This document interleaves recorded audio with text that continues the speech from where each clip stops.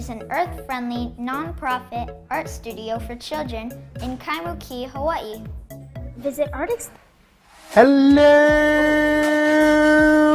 people! Welcome to episode 3 of the Pop Live Show.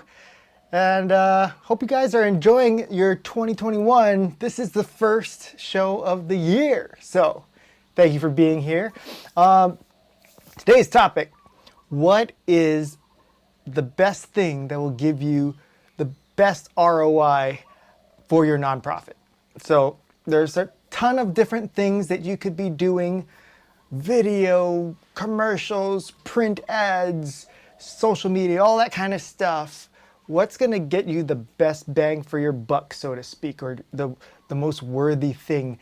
And that is what we're going to tell you today. It's a thing that a lot of you are familiar with, and when we explain it to you, you are probably going to be surprised because, admittedly, when I first heard about doing this, I was like, I don't know. It doesn't sound like something that would work, and I've seen others do it. It's not a big deal. I don't think it's very effective.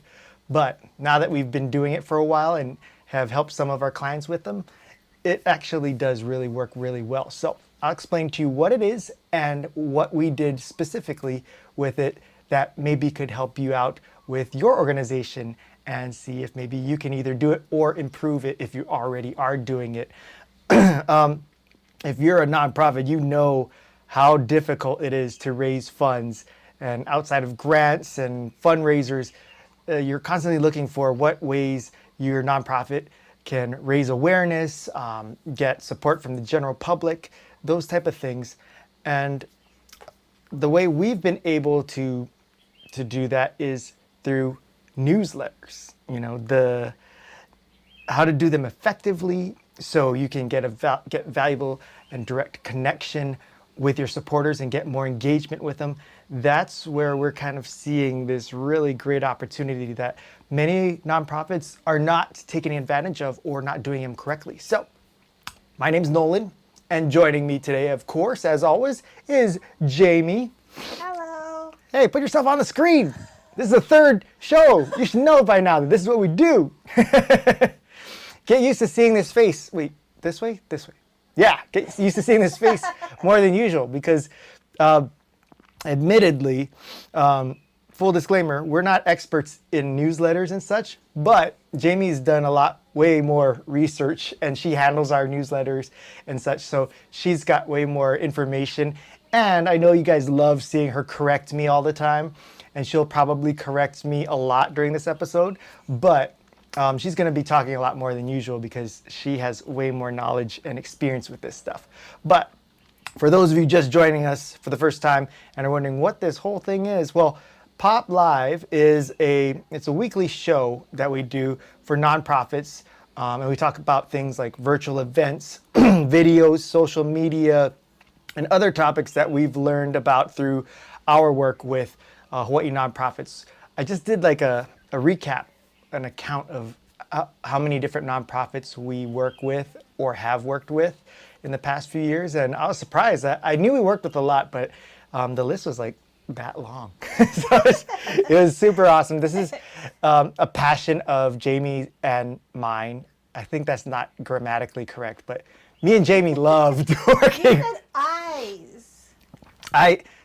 Just so you guys know, the reason why I'm really self-conscious about my grammar is my mom growing up was an English Nazi and always correcting me in the correct terms and correct usage of I, me, my, and all that stuff. And I always got it wrong. And then now Jamie has taken her place and corrects me with my grammar and goes, "You're supposed to say I, not my, or e, or me, or whatever it is." So I fully confess that I'm a terrible grammar user of grammar. So, but we're not experts in this. But what we want to share is what we've learned from the things that we've learned from experts in our studies, mainly Jamie's studies and research, and our experience of doing our own newsletter. Some of the results that we've seen and how we got them, and some of the experiences we've seen with some of our clients, whether we've either guided them and helped them or what we've seen them do that we see really works well. So our business coach, Rachel, shout outs to Rachel Clark.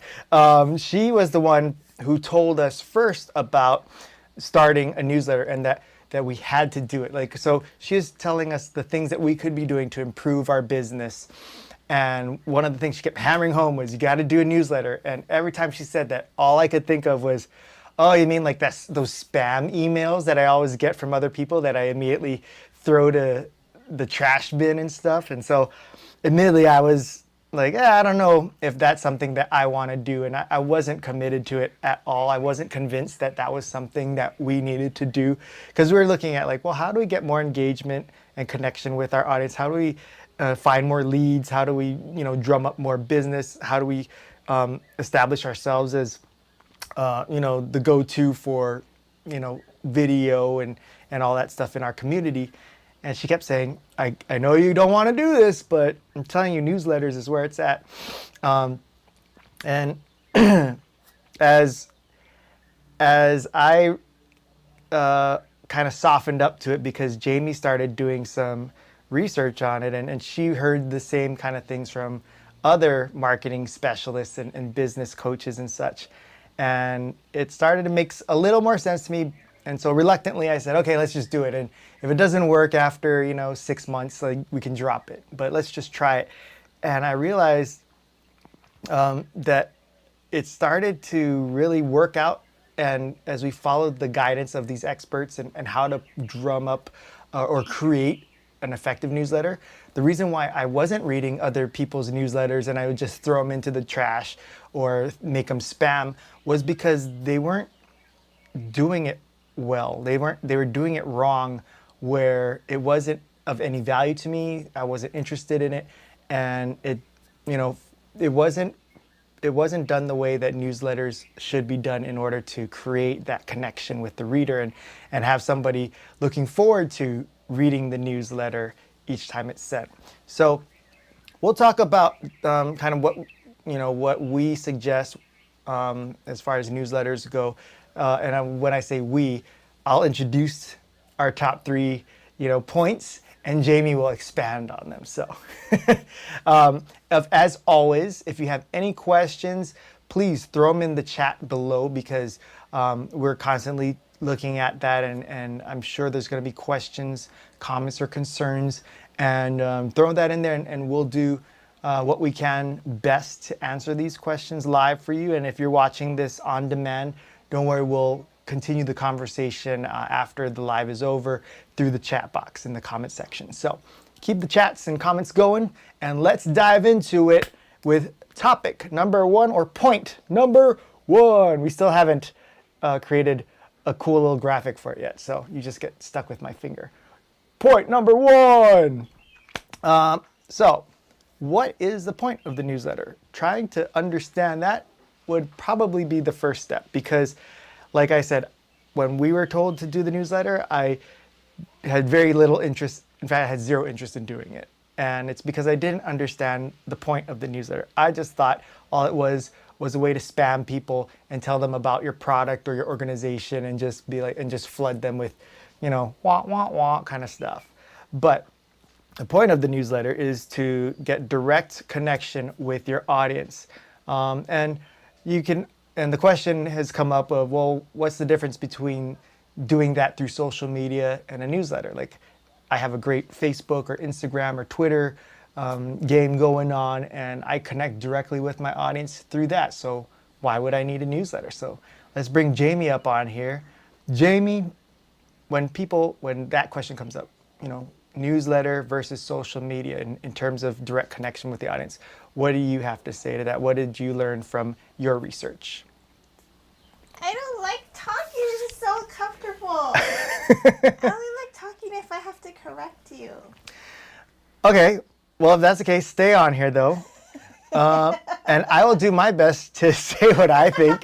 And it's most likely, disclosure, it's most likely going to be wrong and inaccurate, and then Jamie's going to correct it. So this is just to help get her out of her shell. So the reason why you'd want to do a newsletter versus social media is with social media, you are at the mercy of whatever algorithms these social media outlets create in order to, whatever they decide, and you've seen it changes, like what they find valuable and what they promote to, to subscribers or members, changes almost maybe every quarter sometimes. And it's like sometimes before it was like, oh, these type of posts and this type of content is what we want to really promote and generate more interest in. So they will push those type of posts up in the notifications and the timelines for the members or followers or whatnot. And a lot of the times it doesn't necessarily work for people. Like if my organization, our focus is on a certain type of content, and then the algorithm changes, we're kind of screwed because now our posts are suddenly not being pushed onto people's news feeds. People aren't seeing us as much, but that might be what's important to them, and that might be what we want to connect with them on. With the newsletter, there's no algorithms. You're just directly popping up in their inbox, and if they are fans of yours, if they're interested in you, and your newsletter is put together well enough where there's value and interest and meaning to your audience, they're going to have an unfiltered, direct connection to what you have to say to them. Is that fair to say, Jamie? Is that pretty accurate?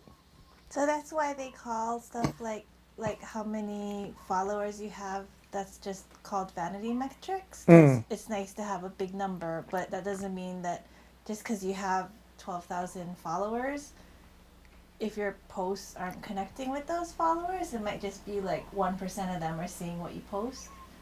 So having that big number doesn't really result in anything. Yeah. And as far as examples of the effectiveness of newsletters and why. So I had mentioned before that before we did our newsletter, my experiences with newsletters was like, I just looked at it as spam email. I didn't read anybody's newsletters, whether it's from businesses or organizations. But what we focused on for our newsletter was, rather than it just being kind of like a billboard for information about us. I think you're getting into the next point. Oh, okay. Well, I asked Jamie to create a little counter in the bottom corner of the screen, and it's like Jamie's corrections, so we could keep tabs on it and see if we can keep it under a certain amount. So that's the first one. Jamie's first correction. Or was there a grammar correction? There was a grammar one. Jamie's second correction. Yeah, there we go. Well, we did want to give an example of the effectiveness of newsletters and why it works. We talked about how, it breaks the algorithm stuff, right? But as far as... Oh, and then the other reason why you don't want to rely on social media is because, Instagram has terrible support, and if your account gets flagged by Instagram, say you're just bored one day and you're liking a bunch of posts, they might decide you're a spam account, and then they might not let you. Like one of my friends just said that he hasn't been able to comment on anybody's posts for months. So if they do that to your business account, and that's the only way that you reach your followers, then you're screwed. So better to have it be your own list and not depending on the other app to let you talk to people. Yeah. And as far as effectiveness, for us, we've seen a direct correlation between doing our newsletter and getting inquiries for things that we post, that we write about. And for us, our newsletter is a mix of basically more personal stuff about Jamie and I and what's going on with us versus, hey, what's going on our business sometimes. And then we also include tips we try to section things off so that people know what to expect as far as the content from us. And what we've seen is every time we put out a newsletter, we always get email responses from people, and there have been a lot of responses from as far as relating to like the personal stories and such. But what we also are seeing is when we share tips about video production or virtual events and stuff like that, and people will reach out to us and ask us to, like, I've gotten so many inquiries to do a Zoom call or meeting and stuff because they wanted to learn more and ask questions about those things. But also they're like, hey, you obviously know so much more about this subject than I do, and we want to do something similar for our organization. So I want to talk with you about maybe you guys helping us hiring you guys to help us with a virtual event or creating a testimonial video and such. So it wasn't that in our newsletter it was like, hey guys, contact us for help with your newsletters or help with your videos or whatever. It's just like, hey, here's some things that you can do to improve your own work and help yourself. But that in a way that started the thought process and the inspiration to reach out to us for more support or help or possibly to work with us. So we've seen a direct positive effect almost immediately from these newsletters that we've been putting out. So that's been really awesome. We got our first comment from Linda Ho. Linda, hey, thanks for joining us. She asked, how does one avoid the infamous spam folder with a newsletter? So Jamie, do you want to take this one? It might be like one. So I use Flowdesk for our personal ones, and then our clients are on MailChimp. And for Flowdesk, it's a smaller company, and they have direct support. And like a lot of people have problems with the spam folder, and it has something to do with verifying your domain. Sorry, I have something stuck in my teeth. Not used to doing this. But it. If Jamie's brother Grant is watching right now, he's loving this, by the way. I don't like it. But they might just have some like your service, your email service might have some kind of thing that they use to verify, like you added on. I don't know what we had to do, but I had to add something onto the domain to get it checked. So that was the first step. Mm-hmm. And then you can just ask people to, when they sign up for it, then just tell people in there to whitelist your email. A lot of emails say that when in their welcome email. And if you're wondering what the spelling of Flowdesk is, if you want to look it up a little more, I put it in the comment section there. It's Flodesk. That's the one that we're using. And also, as far as this kind of isn't related directly to your question, Linda, but as far as like preventing people from turning your newsletter into a spam email, we'll get into it a little bit more in the next parts. But one important thing is that the content there is valuable and meaningful to them so that they don't want to miss it. But two, something that a lot of people don't do is ask for permission first before you add them to your newsletter email list. So that's what we do. We never add anybody to our list unless we either get permission from them, and I specifically say, hey, do you mind if I add you to our newsletter mailing list? This, and they say yes, or if they go to our website and click on, subscribing, because nothing will get me to turn something into a spam email, add it to my spam list, than an unsolicited newsletter. Like, I hate being added without asking. And then the other thing is, if somebody did ask me, and I feel I might feel guilty and say yes just because I don't want to say no. But then I'll also, because I said yes, I'll feel like I gotta keep them on, and I gotta look at it and give it a shot because I told them yes. So having that question and asking for permission, I think really goes a long way. You're supposed to. You're not. I don't know if it's like a law, but like it's against the rules to add somebody to a newsletter list without getting permission first. So all those people that do it, like people have done that to me, they're not supposed to. Like, you're supposed to ask permission, and a lot of emails now require the two-factor verification. So like when you sign up for the email list and then they send you an email and you say, yes, I want to be on your list. Mm-hmm. Like some email providers require that. But that's supposed to not be great because a lot of people don't, like your list growth goes down significantly when you add that in, and that's not legally required. But asking for permission is. So if you're sending a lot of emails out to people who didn't ask to be on your list and they mark you as spam, your email service provider might do something to you. Yeah, because they'll start noticing you're getting all Yeah. these people Spam. marking you as spam. So like, oh, you must be, if it quacks like a duck, it must be a duck, right? And it's funny because I think every single newsletter that gets sent to me has been sent to me without my permission, which is when Jamie told me that you're supposed to ask for permission, I was like, really? Because I don't think I've ever signed up for a newsletter. Since then I have, just because, like I said, like we've had people go, oh yeah, please feel free to add me to your list. And why don't you jump on our list? I'll be, oh, okay. But prior to that, every newsletter I got was added. I was added without giving permission. So There's a lot of it's local strange. people who do that. Yeah. All right. With that being said, on to point number 2. Can I get off the screen? No. This is the hard part of Jamie being in control of of everything.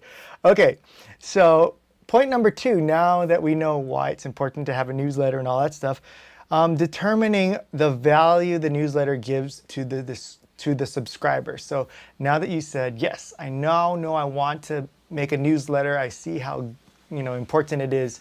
Now we got to figure out what are you going to be sending to your subscribers that are going to be of value to them, so that 1, they would want to say, yes, please sign me up, but 2, for them to continue to stay on your list and not turn you into spam or unsubscribing or not opening your emails, because getting their permission to have you send the newsletter is just the first step. Getting them to read it is the second step. So the question you should be asking is, why should your subscriber open your newsletter and read it? So if you can't answer that, where you feel comfortable with your answer, then there's a good chance that your newsletter is not going to do very well. So we struggled with that a lot when we were trying to come up with our newsletter, because, like I said, I wasn't invested in it, I wasn't bought in. And then all I had seen before were newsletters that was just like, hey, here's our product, here's us, here's me, this is what we're doing right now. A lot of inward stuff that wasn't necessarily important to me or engaging or interesting to me.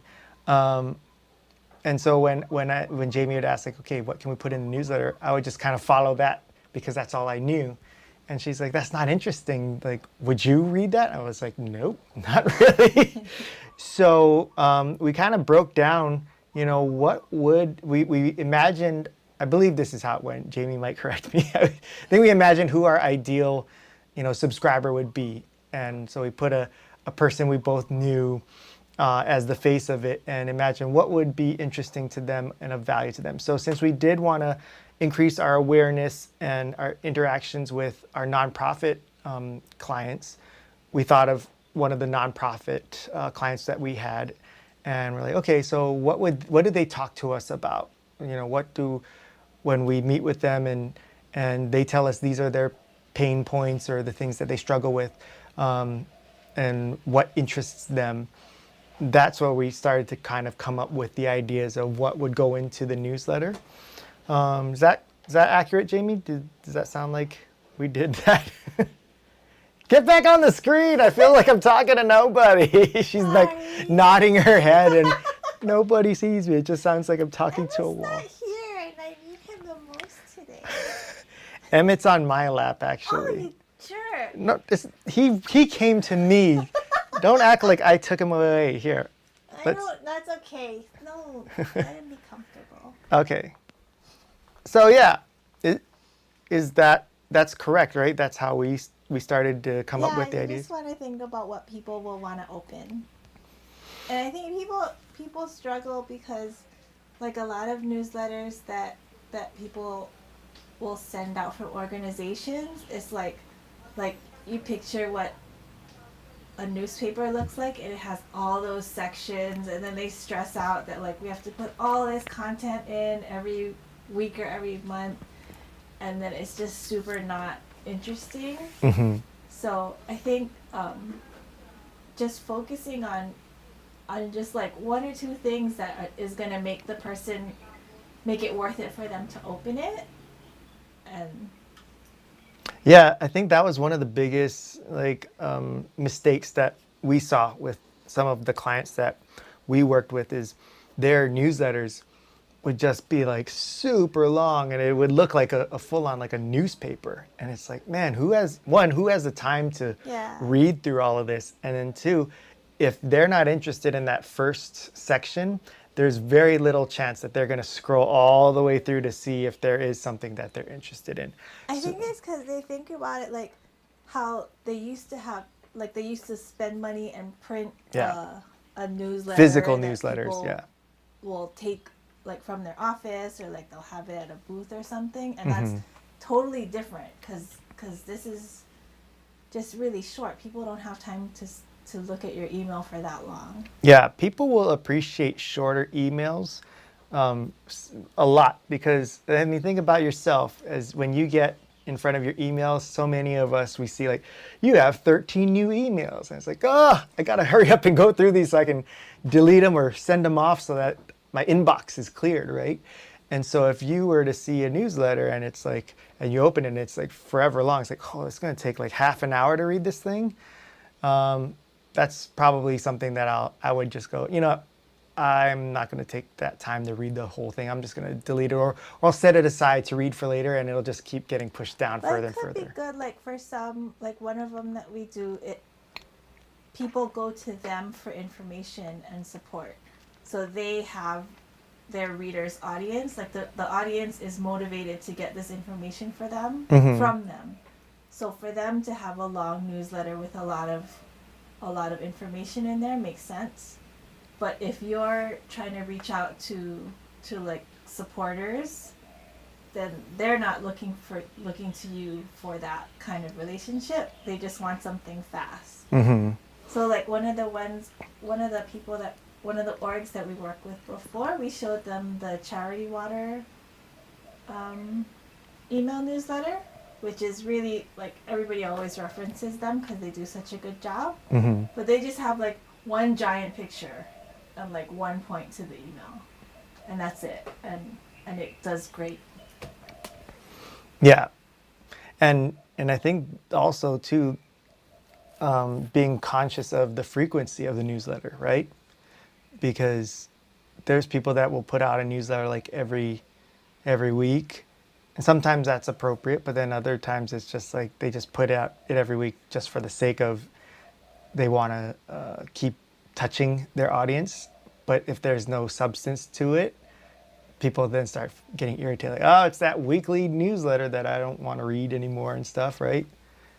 So, like we do ours once a month. No, bi-weekly. Is that correct, the term? So every other week.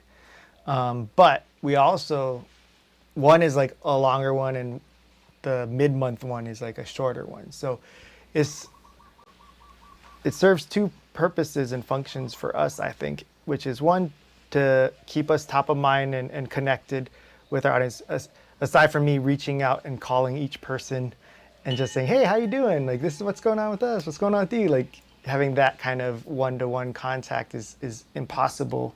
But by putting out this newsletter, it gives them a connection with us, so they feel like they know what's going on with us. They feel like, we still are in communication. That's the one we just started it during the pandemic, the second one, because before it was just the longer one once a month that had tips in it and stuff.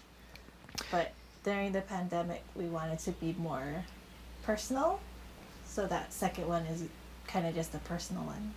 But why was it important to add that one and be more personal? That was another Rachel thing, business coach. Well, why did she say to do that? Because everybody was so isolated and like going through so much craziness. So just trying to be there to share and feel like,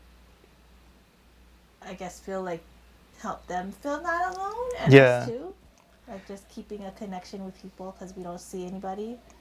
Yeah, and I was surprised that it's doing as well as it is, because I struggled with that concept for a little bit, because I thought, oh no, our newsletter is meant to be like about tips and talking business stuff, like case studies of how to do your Zoom call or your video production and all that kind of stuff. And when we came up with the notion to do this more personal one, where it doesn't relate to business necessarily, it's more about what's going on with us individually or our families or something that's we want to talk about. I always, every time we did our brainstorming meeting about it, I'd always turn it into like a business thing, like, oh, we can mention about how this week we did this shoot and it was super fun. And she's like, that's business again. But I think we've gotten way more email replies to our newsletters now that we've added this personal side of stuff, because not everybody's in the mood to talk business all the time, and our relationships with our clients is more than just business. It's a personal relationship. So we've gotten so many more replies now that we've started sharing more personal things and people sharing their stories, and it's just a real genuine, person-to-person connection now, which I would never have thought a newsletter could do, honestly. I thought a newsletter was more of like an announcement, like, bam, hear ye, here's what's going on. But now it's more just like here's an indirect conversation between us. I think this might be hard for people to relate to, though, because like for us it makes sense to be personal like that because we only want to work with people that we like. So for us, putting our personalities out so openly makes sense for our business. But for a nonprofit, that wouldn't make sense. So like, what would they do? But I think also for not also, but yeah, you're right. What I think I've seen is nonprofits tend to speak from a platform or a voice of like, as the organization, and it's like a very sterile, like, the corporate kind of answer kind of thing. But if they could at least speak from a voice of a person, maybe representing the organization, there's a lot more connection to the audience, because now they feel like I'm not being talked at by this like generic, spokes, like, sound box. Oh no, this is point 3. Oh, we do that all the time. But well, this will conveniently segue into point 3. So let's just jump into it. So point 3, being human versus using the newsletter as a billboard for yourself. And in fact, Linda actually kind of touched on it in her comment right now. She said formality versus personal connection. Yep, almost more talk story tone. So yeah, I mean, it's the point of like, I feel like, especially with supporters of nonprofits, the reasons why people support nonprofits a lot of the times is because the work being done is personal to the supporter, whether it's the community that is being affected by the nonprofit, or the individuals or the people that are within the nonprofit that are doing the work. It has to do with a people element, I think, and so if you are speaking from the perspective in the tone of voice as a person, as an actual human being in your newsletter, it feeds to what drew, I think, the supporters and followers to the organization in the first place. So if you're talking from more of like that corporate, tone, you lose that, connection, that authenticity, and that feeling. Doesn't necessarily mean that we're saying, oh, just be casual and just like say like, hey, how's it, everybody? Welcome to another newsletter. It's not. We're not saying like just throw it out and just. That makes sense for you. Unless it does, yeah. But I guess that's the point. Is just be authentic to, like, imagine what your organization's, if it were a person, who it would be and what their voice and tone of voice would be and how they would speak, that's how, how the tone and the voice, the newsletter should be written in. Because that's what people recognize the organization as, right? Or what you would want them to recognize the organization as. Jamie, do you have any thoughts to that? I just want to get you back on screen. I don't know why. I just went off of it. And I guess, well, what are some examples of ways of, aside from the language you write, what are other ways that you can achieve this, speaking as a human versus a billboard type of style? Like, what have you I think it's a choice of topics and like what you say about it. So instead of just like, we're doing a drive for whatever this week, so bring your stuff, you could personalize it somehow and tell a story about who it's helping, or somebody that is organizing it, or what they're doing to organize the drive, or like just finding a way to personalize what you're talking about. Mm-hmm. So that just try to go to like a deeper level, so you're not just, this is not just like a flyer with basic information on it. Right. There's more of a story there. You know what I just thought of too is when I usually see an announcement of something like that, it's usually like in a flyer form, and it's like, here's statistics or announcement or whatnot. But if I were to have a meeting with the nonprofit, and I'll say, hey, so what's this drive that you have going on? They'll go into telling me more personal stories and stuff about, like, every year we do this, and it's so amazing because the people that come out, and they had this one family that told us last year, it touched my heart, and they said that, this meant so much to them because of XYZ and their grandfather, like they can talk to me in depth about all kinds of different aspects and angles of why this event or this drive is important, why it's significant to them, what it does, like all that kind of stuff. And so if I were to now apply that to this newsletter, it's like, imagine that you as the representative of the organization is talking to someone in front of you, and you would want to talk like that to them and explain to them the significance of this, of whatever you're talking about, a drive or fundraiser event or program. That's how you would talk to them. You wouldn't say, it's going to be like, if I were to say, hey, Jamie, what's this fundraiser about? It's like, it's Friday, November 3rd, and it's at this place, and we're accepting all these things. And it's like, I think it's more what I would care about hearing more about is like, where did this idea come from? Why is there a need for this? Who's helping? If you look at the parade video that we just did for Pearl City Highlands Elementary School, like, I think that maybe is a concrete way to try to think about what you're doing for your organization. So like, they were doing a Christmas parade where they drove through, the teachers decorated their cars and drove through the community. So they just wanted a highlight video to show like the decorations and the cars and the people that came out and stuff. But when we were talking to the organizers, it came out that the reason why they're doing this is because the teachers haven't been able to see their students in person all semester, and they've been just seeing them over Zoom. The students never see the teachers without the mask on because the teachers are in school, so they're masked. And they just wanted to reach out and have a face-to-face connection with the students, even though they're driving by them in their cars.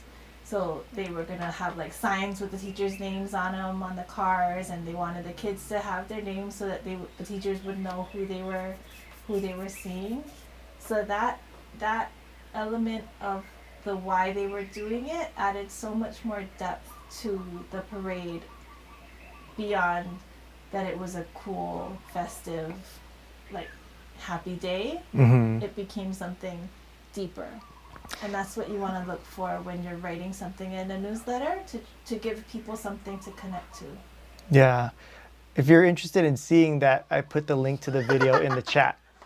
This is for Facebook, but you know what? I'm going to put it into YouTube as well, because We need to be all inclusive. So YouTube, there you go. You got the link as well. And so I love that example because when we heard about the parade, and initially they just wanted us to like just make a highlight video just to show what happened. It was like, yeah, it sounds like such a cool event, but when we found out, the why and what was going on behind it, that's when we realized we really do need to interview or get some sound bites from the teachers and staff to explain to express everything that Jamie just talked about, because now it's so much more impactful and meaningful versus if someone were to just watch like, oh, that's nice that the teachers in school did this cool little parade. That no big deal. Like I don't think you get the tears and the emotional connection to it. But same thing that Jamie was talking about for the newsletters. It's like, yeah, what a difference it makes when you can get to, deeper levels and some elements of significance and meaning, I think. Because even when Jamie and I brainstorm about what we're going to write in our newsletter, I tend to fall into the trap of giving just very basic, like, hey, let's just talk about like, an event that we just did and tell them that it was cool and it was fun. And she's like, that's not interesting. What's the point of that? And then it turns out what we end up writing about is something real deep and meaningful and might have nothing to do with doing videos. It had something more to do with like, raising our kids or something, which this does nothing for you as a nonprofit. I get it, but I hope you get the idea of getting creative with what you talk about versus just thinking, oh, I have to follow this formula that I've seen others do for years in the printed newsletters, which was like, hey, I got to make like a newspaper, kind of thing where we have this is this section and this is this article and this announcement. Your newsletters can be a lot more simplified and could be really special to you and what's important to you, and more importantly, what's important to your supporters and stuff. And the reason why these are all important to get this kind of newsletter out there and stuff is because I think ultimately this is where it builds a lot more connection with your audience, because now they feel like they really know you and they have that deeper understanding of your organization, the people behind it, the communities that you touch and serve. And that in turn can raise so much more in support, whether it's through donations, volunteerism, or even just like people wanting to champion for you because now they truly understand your organization on such a deeper level. Versus there's so many people who will donate or support organizations in name just because they know, oh, this is a organization who's been around for years and they help children and they know them very surface level. And it's like, so yeah, I want to help them. They do good work. I see them around the community. But you can see an increase and growth in participation and support when you can get your established audience to understand even more and learn and connect with you on a deeper level. And then also for people who are new to you that maybe aren't as invested in you yet, the deeper their understanding and relationship with you through something as direct connection of that a newsletter has, can really, it's like watering the plants, and we're using all of the nutrients to feed and grow this relationship. And the newsletter, through what we explained here, really can do wonders for that. And Jamie again has left me here. So, anything else you want to add to this, Jamie? No. Okay. So we covered everything pretty well. I don't know. I don't know. Have you seen anything from us helping any of the? Well, okay, I know. There's one example I wanted to give for a client that we worked with that we started helping them with their newsletter. Coming up with the content and the stories and things that we just basically talked about here.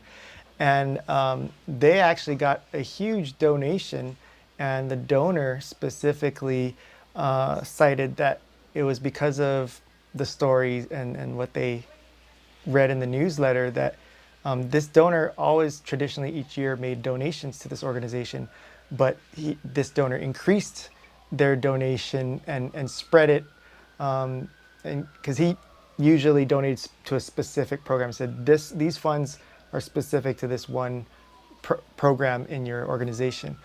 This year he said, you guys do so much more than I thought, that here's a bigger donation, but use it for whatever needs it the most.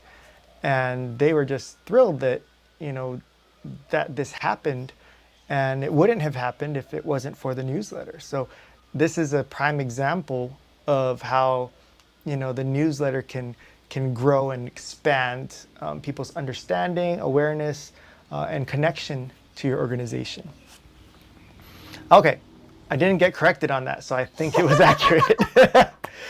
All right, so it's about that time to wrap things up. So let's review our 3 points for today in how newsletters can be your greatest ROI when it comes to your nonprofit. So point number one is we talked about what the point of the newsletter is, which was to get a direct connection with your audience, and different from what or not different, but a smarter way, or safer way rather, to connect with your audience directly versus social media, which there are so many X factors that you don't have control over that could alter, your ability to connect with your audience.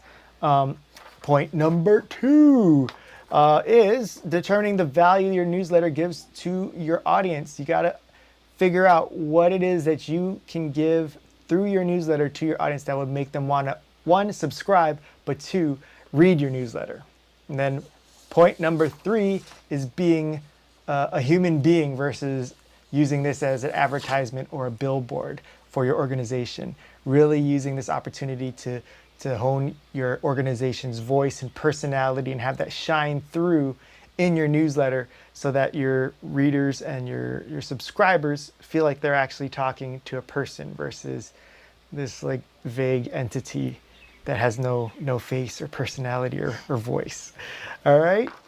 Any questions that you have, any comments, maybe you might want to share some of your experiences, throw them in the chat, in the comments below. Again, we do this every week, Tuesdays at 1:30 p.m. Hawaii Standard Time on Pop Creative Media's Facebook page and on our YouTube channel as well. So feel free to join us on either platform.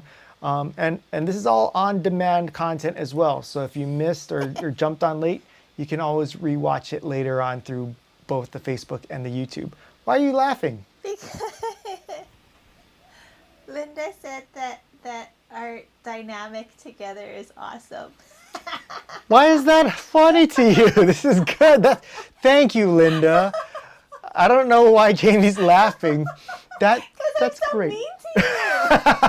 Maybe that's why she thinks it's awesome. She's like, yeah, stick it to that guy.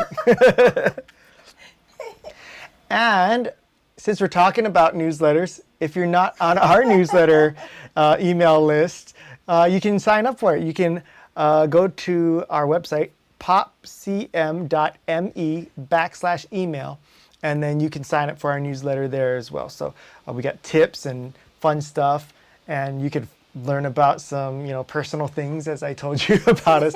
Jamie pretty much writes it all, so you can know that it'll sound and read very well. You don't have to worry about grammar problems. Yeah, I just throw in a little idea here and there, and then she goes, okay, let me write it. And just so you know, when you do sign up, you'll get a welcome email, which also has a link to our archives, so you can see all of the tips and stuff that we've shared in the past. So some of our emails have been really awesome. So, I'm not gonna lie, we've got some really great emails. So don't feel like, oh man, it's too late, I can't, I missed out on all the good stuff. I'm not gonna know what you guys are talking about. Don't worry, when you sign up, we'll let you go through the whole archive and see all that stuff. So that does it for this week's episode. Jamie, do you have anything you'd like to add? Any last thoughts? No, thank you. No? So, see, this wasn't, hey, come back here, I'm talking to you. Jeez, so quick to leave me.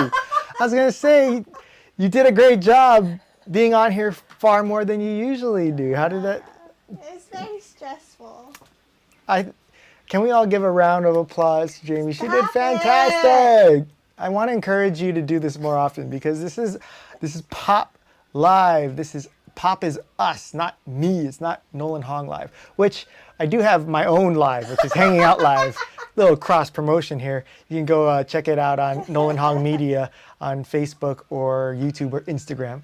But anyways, if you have any questions or whatnot, feel free to reach out to us.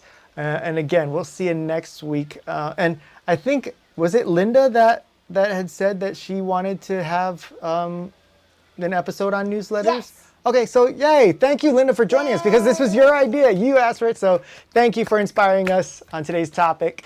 We hope you got something great out of it. And we look forward to seeing you again next week right here on Pop Show. No. Oh, I screwed up the name of the show.